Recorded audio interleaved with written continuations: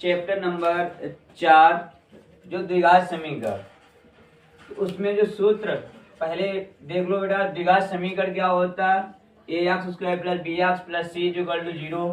फिर सूत्र एक होता है सीधाचार। इस सूत्र का जब प्रयोग करते हैं, कोई समीकरण दिया जाए और उस समीकरण के खंड नहीं होते हैं तो द्विघात, यहाँ पे द्विघात समीकरण से तुलना करते हैं उसको, और उसके बाद में इस सूत्र का प्रयोग करते हैं। कितना भी कैसा भी समीकरण हो, इससे उसका आंसर आ जाता है। तो इसलिए सीधाचार का भी सूत्र का प्रयोग करते हैं। इसके बाद इस चैप्टर में जो सूत्र यूज होंगे तो उन सभी सूत्रों को बता रहे हैं। विभक्तर, इसका भी 1 नंबर में या 2 नंबर में, 1 नंबर ओमार में भी पूछा जा सकता है। विभक्तर ज्ञात कीजिए। तो विभक्तर का सूत्र होता है d = b² - 4ac। फिर उसके बाद में शर्त होती है ये मूल वास्तविक है या नहीं है। तो कैसा होता है? तो यदि दो भिन्न वास्तविक मूल होते हैं, कैसे होते हैं बेटा? यदि जब b² - 4ac ग्रेटर देन 0, यानी कि 0 से इधर अगर बड़ा मान आएगा तो वो वास्तविक मूल होगा, वास्तविक। और ध्यान रखना बेटा, जब दो बराबर वास्तविक मूल होते हैं, जब बराबर यानी b² - 4ac = 0, अगर इधर भी 0 है, 0 आ जाए, इधर 0 है, इधर भी 0 आ जाए, तो बराबर 0 0 आ जाए तो वो मूल हमारा बराबर होता है। ये मूल बराबर होने का नियम होता है। तो और यहाँ से जब मूल बराबर होगा, लिखा, वहां से एक सवाल भी पूछा जाएगा, m का मान या k का मान लिख दिया जाएगा कि मूल बराबर है। चाहे भले बराबर ना हो तब भी लिख दिया जाएगा कि मूल बराबर है। तो k का मान ज्ञात कीजिए। k, p, m, किसी का ना किसी का कोई मान पूछ देंगे। इसके बाद कोई वास्तविक मूल नहीं होता यदि b² - 4ac << 0, यानी इधर बेटा माइनस चिन्ह आएगा, माइनस की कोई संख्या आ जाए तो वो मूल वास्तविक नहीं होती है।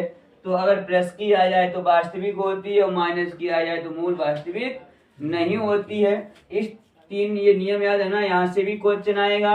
इस सूत्र का जब प्रयोग करेंगे जब कोई किसी समीकरण के खंड नहीं होते होंगे, और ये अविभक्तर का, बस इतने सूत्रों से इस चैप्टर के सवाल को हल करेंगे, जो हमको कम से कम यहाँ से हर चैप्टर से सवाल आएंगे। यहाँ से ये खंड के लिए प्रयोग करेंगे, ये विभक्तर का, यहाँ से ये नियम है, यहाँ से। तो सवाल अब इसके देखेंगे आगे। सवाल जो है चैप्टर नंबर 4 के कुछ वेरी इंपॉर्टेंट, उन सवालों को हल करेंगे। तो जो सवाल अभी 8 9 यहाँ पर और आगे हल करेंगे, कम से कम जो सवाल जितने होंगे उतने सभी हल कराएंगे। तो सवाल नंबर 1 जो है बेटा, उससे हल देखो क्या है। सवाल नंबर 1 लिखा है द्विघात समीकरण ax² - 4 = 0 का मूल ज्ञात कीजिए। मूल पूछा गया बेटा, मूल पूछा जाए चाहे शून्यक पूछा जाए, यानी x के मान पूछे गए क्या होंगे। तो इस सवाल को हल करेंगे। द्विघात समीकरण जो तुम्हें दिया गया है वो ax² - 4 = 0, ये सवाल दिया गया है। इसको इक्वल टू भेज दो। ax² प्लस के 4 इधर से घात हटाएंगे, इधर अंडर रूट चढ़ जाएगा।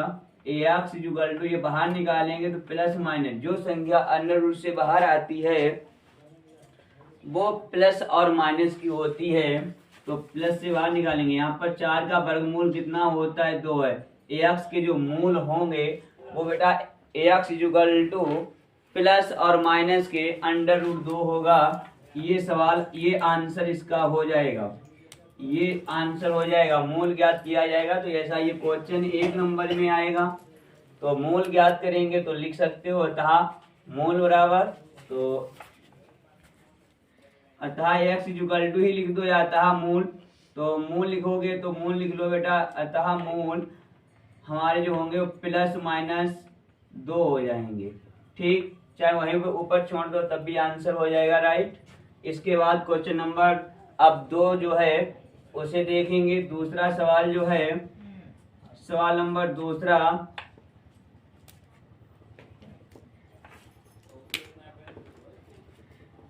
दूसरे में लिखा है समीकरण 5x² - 3x + 2 = 0 के मूलों का योग ज्ञात कीजिए। मूलों का योग ज्ञात कीजिए। तो यहाँ पर जो हमने सूत्र लिखाए हैं उनमें 2 सूत्र नहीं लिखाए हैं। जो सूत्र हैं यहाँ पर उन्हें पूछा गया है मूलों का योग, पहले उन सूत्रों को लिखेंगे। मूलों का योग, मूलों का योग चाहे शून्यकों का योग एक ही बात है बेटा।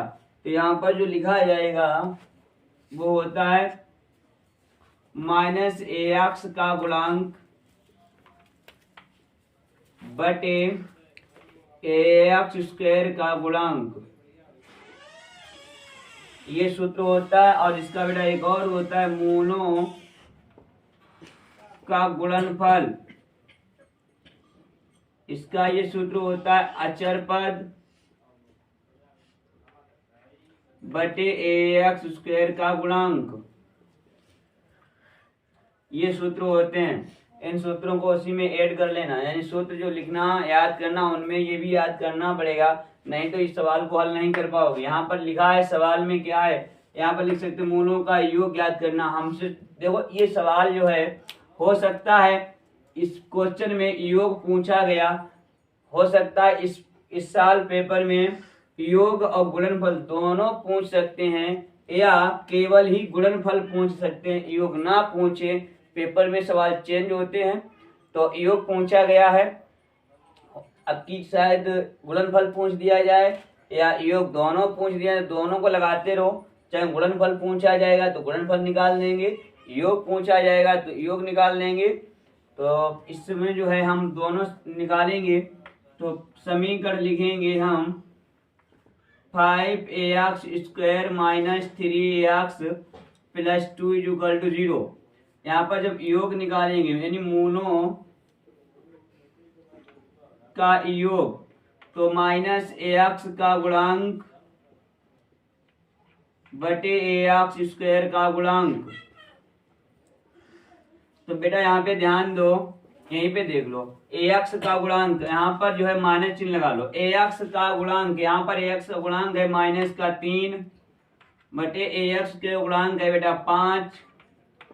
हल करेंगे माइनस प्लस के 3 बटे 5,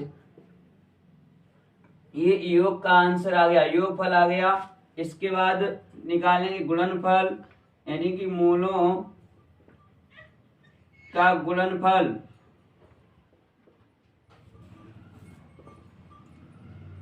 तो इसका सूत्र होता है अचर पद बटे ax स्क्वायर का गुणांक।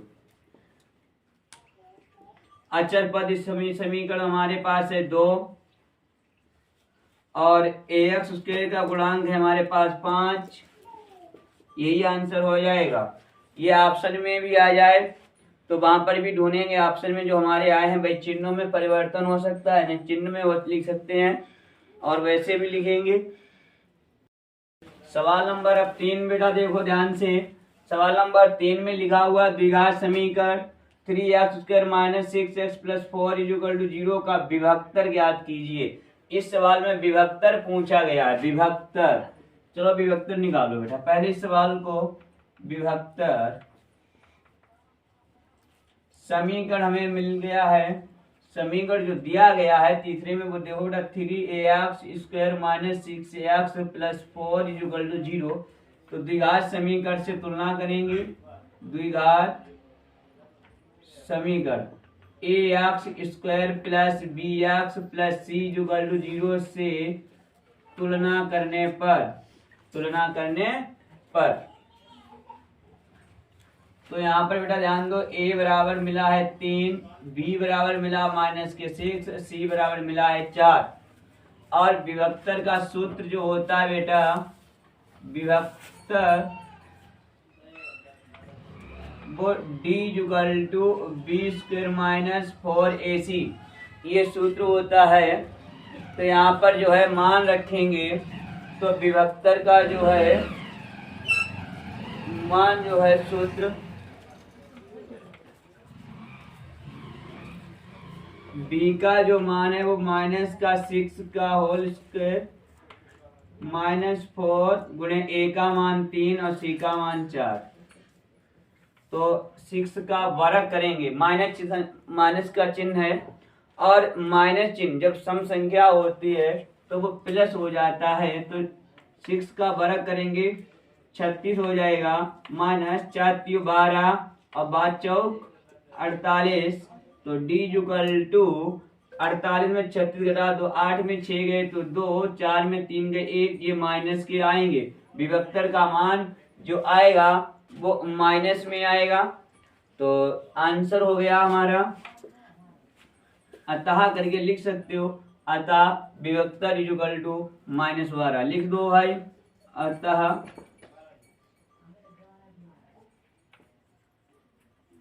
विभक्तर का जो मान निकला है वो -12 है, जो मान निकला है वो -12, अतः लिखना पेपर में अति आवश्यक। सवाल नंबर बेटा 3 हो गया, 2 हो गया। अब सवाल नंबर 4 पे ध्यान दो। 4 नंबर सवाल लिखा हुआ है, यदि द्विघात समीकरण 3x² - 12x + m = 0 के मूल बराबर हो, यहाँ पर कहा है मूल बराबर हो, मूल बराबर है या मूल बराबर हो एक ही बात, तो m का मान ज्ञात कीजिए। किसका मान पूछा गया? m का मान पूछा गया, ठीक है बेटा। तो m का मान निकालेंगे, तो ऐसा सवाल तो आने के आते हैं पेपर में, आएगा नहीं, आते हैं। तो देखो यहाँ पर चौथा सवाल जो है, क्या क्या मूल दिए गए हैं। पहले सवाल को समीकरण लिखेंगे। समीकरण जो हमें दिया गया है 3x² - 12x + m = 0। फिर द्विघात समीकरण से हम तुलना करेंगे। द्विघात समीकरण ax² + bx + c = 0 से तुलना करने पर a बराबर 3, b बराबर -12, c बराबर m, ये मान निकाल लिए हमने, a का मान, b का मान और c का मान, और उन्हें क्या कहा है, मूल बराबर हो तो m का मान ज्ञात कीजिए। तो सवाल ने कहा है मूल बराबर है, मूल बराबर है, सवाल ने कहा है मूल बराबर है, चाहे बराबर हो या ना हो, तो इस शर्त लग दी सवाल ने कि मूल बराबर है। तो मूल बराबर होने का भाई नियम क्या होता है, मूल बराबर होने पर ये नियम होता है बेटा b² - 4ac = 0, ये नियम है। मूल बराबर होने तो मान रखो b का -12 का वर्ग -4, a का मान 3 गुणे c का मान m = 0। 12 का वर्ग 144 होता है, -4 3 12 m हो जाएगा, गुणा करो 4 3 12, 12 में m का गुणा करेंगे 12 m = 0, माइनस के 12 m इनको इक्वल टू ले लेंगे, माइनस के 144 माने काट दो, 12 का भाग देंगे 44 तो 12 बार जाएगा, m का मान आएगा वो 12 ही आएगा। तो अतः m बराबर 12, इतना ही लिख दो, अतः m बराबर 12। सवाल नंबर 5 पे बेटा ध्यान दो। 5 नंबर सवाल में लिखा हुआ है, यदि द्विघात समीकरण ax² - 2kx - 6 = 0 का एक मूल 3 है तो k का मान ज्ञात कीजिए। ऐसा भी पेपर में सवाल आ जाए, k की जगह पर कुछ भी m x y z कुछ भी हो, कोई दिक्कत नहीं। अगर एक मूल दिया जाए, एक मूल जो दिया जाए तो m का k का मान पूछा जाए तो समझ लेना एक मूल दिया गया, दूसरा मूल ही k का मान पूछे, दूसरा मूल नहीं पूछे, k का मान पूछ रहे, तो ये x के स्थान पर रख दो, मान निकल आएगा। तो सवाल नंबर 5 जो है हल, समीकरण हमें क्या दिया गया है, देखो तो बेटा समीकरण हमें दिया गया है ax² - 2kx - 6 = 0 और एक मूल मतलब हो गया एक मूल यानी ax, एक मूल जो दिया है हमें यहाँ पे लिख सकते हो कि दिया है ax बराबर 3 रखने पर, यानी ax के स्थान पर रख दो। ये 3 दिए गए बेटा, सवाल में दिए जाएंगे, यहाँ पर माइनस के हो सकते हैं, 3 प्लस के हो, कोई टेंशन नहीं, जो मान दिया जाए उसी मान को रख सकते हैं। तो x रखने पर जब यहाँ पे रखेंगे तो 3 का वर्ग -2 और के यहाँ पर भी बेटा 3 रख सकते हो, -6 = 0, तो 3 का वर्ग 9 होता है, -3 दूनी 6 के हो जाएगा, -6 = 0। तो 9 में से 6 घटा दो बेटा, 6 9 में से 6 घटाएंगे तो बेटा ये बचे 3 और इजुकल टू 0 माइनस 6k इजुकल टू 3 को तो ले जाओ माइनस के 3 माने प्लस k बराबर 3/6 भाग दिया तो k इजुकल टू हुआ 1/3 एकन 3 और 3 दूनी 6। तो यहाँ पे लिख दो अतः k बराबर 1/2 k का मान जो आएगा वो 1/2 आएगा। इसके बाद क्वेश्चन नंबर 6 पे बेटा ध्यान दो, क्या लिखा पढ़ो तो उसे देखो एक नजर। सवाल नंबर अब 6 पे नजर डालो बेटा, क्या लिखा हुआ है सवाल में, समीकरण ax² - 7x + 12 = 0 के मूलों के व्युत्क्रमों का योगफल ज्ञात कीजिए। मूलों के, क्या बात है, मूलों के व्युत्क्रमों का योगफल ज्ञात कीजिए। अच्छा सवाल है, वेरी वेरी इंपॉर्टेंट है। सवाल नंबर 6 आ जाओ भाई, इनको भी देख लो ध्यान से। समीकरण क्या दिया गया, पहले समीकरण पर आ जाओ। लिखा हुआ है ax² - 7x और +12 = 0। ठीक है, द्विघात समीकरण से तुलना कर लो पहले। द्विघात समीकरण ax² + bx + c = 0 से तुलना करने पर a बराबर 1। यहाँ पर बेटा ध्यान दो, तुलना कैसे करते हैं वो भी ध्यान दो। यहाँ पर भी x² है, यहाँ पर भी x² है, इसके गुणांक में a उसके गुणांक में 1, तो यानी a = 1। यहाँ पर ax x है, नहीं लिखा जाए, यहाँ पर x के गुणांक में b है तो b लिखो, यहाँ पर -7 है तो 7 लिखेंगे। अब c बराबर 12 लिख दो। अब माना यहाँ पर मूलों के व्युत्क्रम की बात की गई है, तो माना मूल हमें मूल जो है वो हमने माना मूल अल्फा गामा बीटा है। क्या मान लिया है, अल्फा गामा बीटा है। तो अल्फा बीटा है तो यहाँ पे लिखा मूलों के व्युत्क्रमों का योगफल ज्ञात कीजिए। मूलों व्युत्क्रमों योगफल, तो उसके बाद में यहाँ पर पहले यहाँ पे ध्यान देना, जो सूत्र अभी मूलों का योग और मूलों का गुणनफल सूत्र लिखा था वो इनका भी होता है। यहाँ पर लिखेंगे पहले अल्फा प्लस बीटा, इनका सूत्र होता है -b/a। यहाँ पर alpha plus beta equal to minus b का मान बेटा ध्यान दो माइनस का 7, ए का मान 1, यहाँ पर माइनस प्लस के साथ, यानी कि अल्फा प्लस बीटा का मान 7 हो जाएगा। अल्फा इंटू बीटा का मान निकालेंगे तो सूत्र होता है c/a। ये सूत्र होते हैं, अगर ना मानो तो देख लेना बेटा, ये जो मूलों का योगफल का सूत्र लिखाया था वही सूत्र इसे ये भी है। मूलों का जो गुणनफल दिया था वही सूत्र ये है c/a। तो c/a यहाँ पर भी अल्फा इंटू बीटा का मान रखेंगे। c का मान जो है वो 12 है, a का मान है वो 1 है, यानी कि ये भी 12 हो जाएगा, ये भी 12 हो जाएगा। यहाँ पे अल्फा इंटू बीटा बराबर 12। इसके बाद अब हमें हमसे कहा गया, जो पूछा गया है वो निकालेंगे मूलों के व्युत्क्रमों का योगफल। तो मूल बेटा अल्फा का व्युत्क्रम क्या होता है, अल्फा का व्युत्क्रम ये 1/अल्फा होगा। बीटा का व्युत्क्रम क्या होगा, व्युत्क्रम इसका बेटा 1/बीटा हो जाएगा। इनका योगफल की बात की गई है, योगफल तो 1/अल्फा प्लस 1/बीटा इक्वल टू, यहाँ पर बेटा गुणा करेंगे एलसीएम लेंगे तो इनका एलसीएम अल्फा इंटू बीटा आएगा। तो अल्फा का भाग देंगे बीटा बाहर जाएगा, तो बीटा प्लस बीटा का भाग देंगे अल्फा, ये दोनों प्लस यानी अल्फा प्लस बीटा अपान अल्फा इंटू बीटा लिख सकते हैं।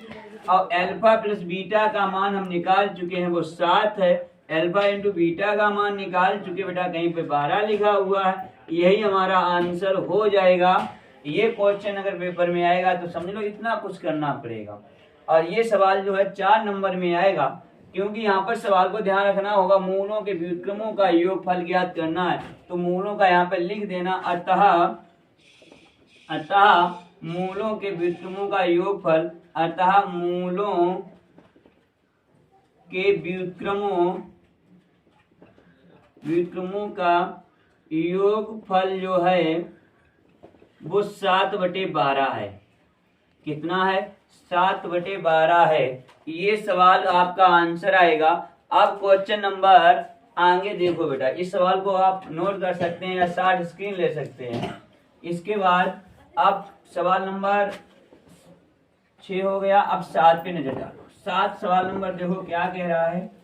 सवाल नंबर 7 लिखा हुआ है द्विघात समीकरण 2x² - 6 + 3 = 0 के मूलों की प्रकृति ज्ञात कीजिए। यदि मूल वास्तविक हैं तो उन्हें ज्ञात कीजिए।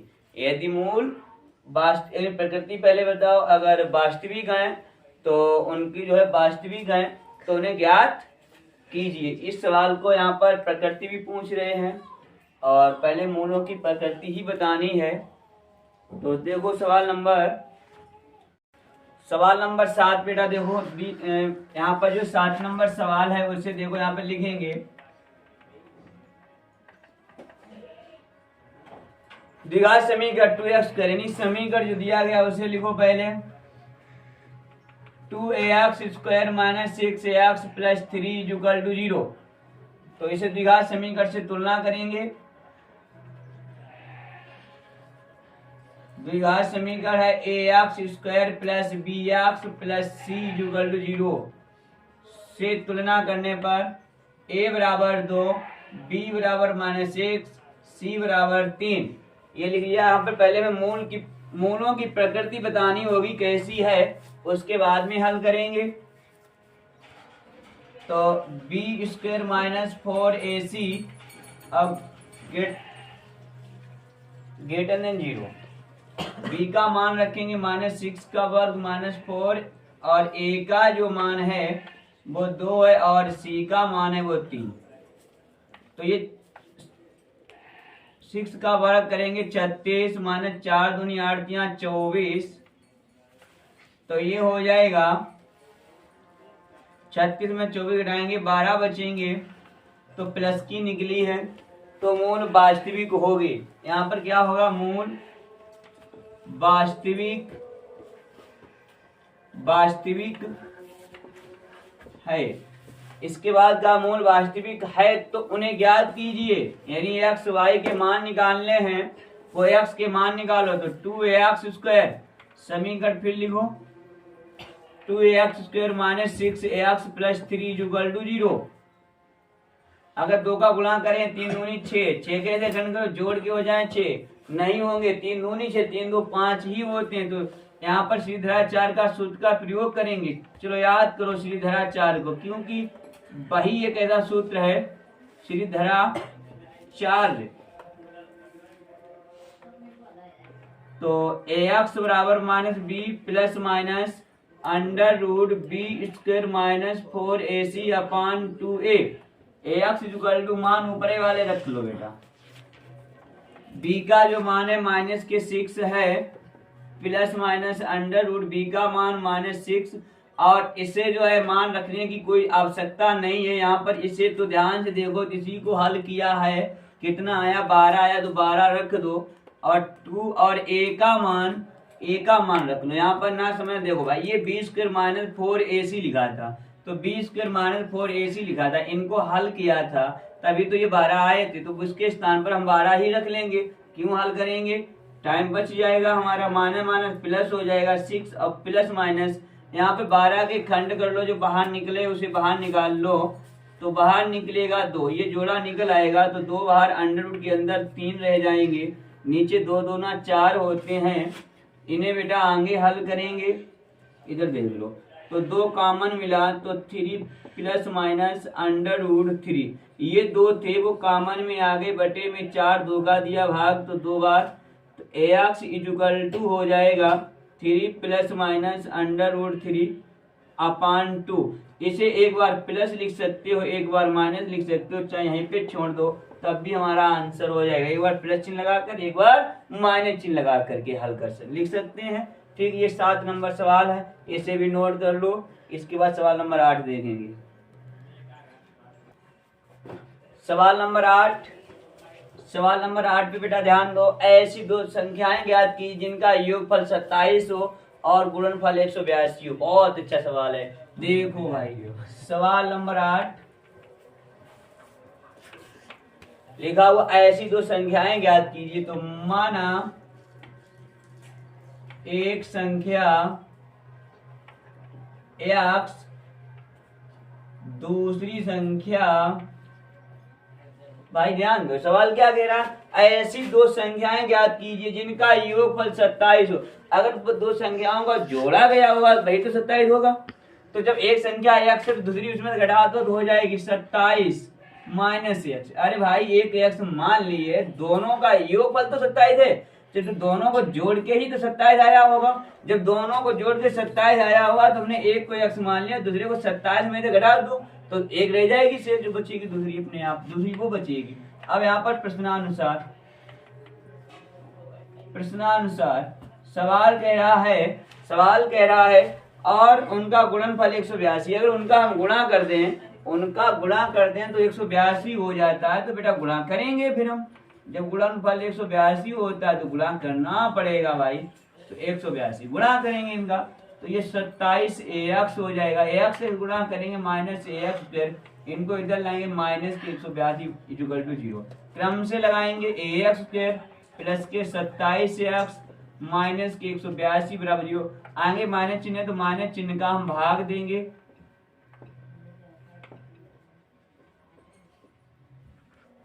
तो ax स्क्वायर माइनस के 27ax, जो माइनस संख्या है वो प्लस हो जाएगी, जो प्लस की है वो माइनस की हो जाएगी। और प्लस के 182 इक्वल टू 0। यहाँ पर 182 के ऐसे खंड करो जोड़ के 27 आ जाए, तो जोड़ के 27 आ जाए तो 14 और 13 का गुणा कर दो। 182 खंड कर सकते हो बेटा। ठीक, काटेंगे तो 2 से काटेंगे, दुने में 18, 2 एकन 2, फिर इसे जो है 7 से काटो, 7 एकन 7, फिर 2 बच्चे 7 तिया 21, फिर 13 एकन 13। इन दोनों का गुणा करें 7 14 और 13, तो 14 और 13 हमने पहले बोला है कि 14 और 13, 14 13 का गुणा करेंगे 182 आता है, 14 13 जोड़ेंगे 27 हो जाएगा। तो ax square minus 14 plus 13 into x plus 182 equal to 0। ax square minus गुणा करेंगे तो x का भी गुणा करेंगे, 14x माइनस प्लस माइनस ये 13x प्लस 182 इक्वल टू 0। अब कामन लेंगे, यहाँ पर ax कामन लिया तो ax माइनस 14 माइनस 13 कामन लिया तो ax माइनस 14 इक्वल टू 0। 13 का भाग दो 182 में 14 बार ही जाएगा। कामन लो ax माइनस 14 और ax माइनस 13 इक्वल टू 0। दोनों निगेटिव में तो भाई मान प्लस के निकलेंगे। तो ax minus 14 equal to 0, ax बराबर 14, ax minus 13 equal to 0, ax बराबर 13। दोनों मान जो है निकल आए प्लस के हैं। तो कोई भी एक संख्या पहले मान यहाँ पे लिख लो। अतः अगर ax बराबर 13 यानी कि अतः a पहली संख्या यानी एक संख्या जो है, एक संख्या अगर 13 है तो दूसरी संख्या बेटा 14 हो जाएगी। ठीक है, या एक संख्या 14 है तो दूसरी संख्या 13 हो जाएगी। ठीक, दोनों आंसर राइट रहेंगे हमारे। ठीक, कोई सा भी मान सकते हैं। तो इस तरीके अब सवाल नंबर 9 देखेंगे जल्दी से। सवाल नंबर 9 नंबर सवाल में बेटा ध्यान दो, इसे भी हल कर लो। सवाल नंबर 9 को हल करेंगे। लिखा हुआ है दो क्रमागत धनात्मक सम संख्याओं की। यहाँ पर ध्यान रखना पेपर में भाई सम से भी आ सकता है, विषम से भी आ सकता है, तो वहां पर पेपर पे ध्यान रखना होगा। सम संख्याओं के वर्गों का योगफल 244 है। संख्याएं ज्ञात कीजिए। माना धनात्मक सम संख्या x मान ली बेटा। फिर उन्हें क्या दो माननी, एक नहीं दो माननी है। एक तो मान लीजिए और योगफल तो कहीं दिया नहीं है तो दूसरी भी माननी पड़ेगी। दूसरी धनात्मक सम संख्या बेटा ये हो जाएगी। ये नोट हो चुके हैं तो क्यों नहीं लिखे हो।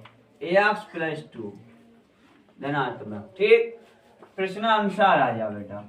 सवाल कह रहा है, सवाल बोल रहा है उनके वर्ग, सम संख्याओं के वर्गों का योगफल 244 है। वर्गों के यानी कि पहली संख्या का वर्ग प्लस दूसरी संख्या का वर्ग 244। यहाँ पर ये ax स्क्वायर प्लस, यहाँ पे सूत्र बन जाएगा a प्लस बी का होल स्क्वायर। उस सूत्र को खोलेंगे तो ये होगा ax स्क्वायर प्लस 2 का वर्ग 4 प्लस 2ab होता है 2 दूना 4ax हो जाएगा 244। ax स्क्वायर से जोड़ देंगे 2ax स्क्वायर होगा प्लस 4x लिखो, फिर प्लस 4 ये इधर आएंगे माइनस के 244 बराबर 0। 2ax स्क्वायर प्लस 4x 244 में बेटा प्लस के 4 घटाएंगे तो माइनस के 240 बराबर 0। 2 का भाग जा रहा है तो 2 का भाग देने पर, 2 का भाग देने पर तो ये होगा ax square plus 2ax minus 2 एकम 2 दूना 4 0 बराबर 0। अब यहाँ पर खंड करो, 120 के ऐसे खंड करो, घटा के 2 आ जाए, घटा के 2 आ जाए तो खंड होने चाहिए 12 दशामन 120। 12 में से जब 10 घटाएंगे तो 2 ही बचेंगे। तो ax square plus 12 minus 10 into x minus 120 बराबर 0। ax square plus 12x minus 10x minus 120 बराबर 0। कॉमन लेंगे, यहाँ पर ax कॉमन लिया तो ax प्लस 12 माइनस के 10 कॉमन लिए तो ax माइनस चिन्ह कॉमन में है बेटा, ध्यान रखना होगा। 10 भी कॉमन में लिए हैं तो अब जो है यहाँ पर ax प्लस और 10 का भाग देंगे, 10 एक अंदर 10 दूनी 20 बराबर जो ये समान है। एक बार लिख लो इनको, एक बार एक पोस्ट में ये प्लस है तो छोड़ दो, इस वाले को देख लो ax minus 10 equal to 0। ax बराबर 10, ax बराबर 10। इसे जो है अब पहली संख्या एक अता करके लिख लो,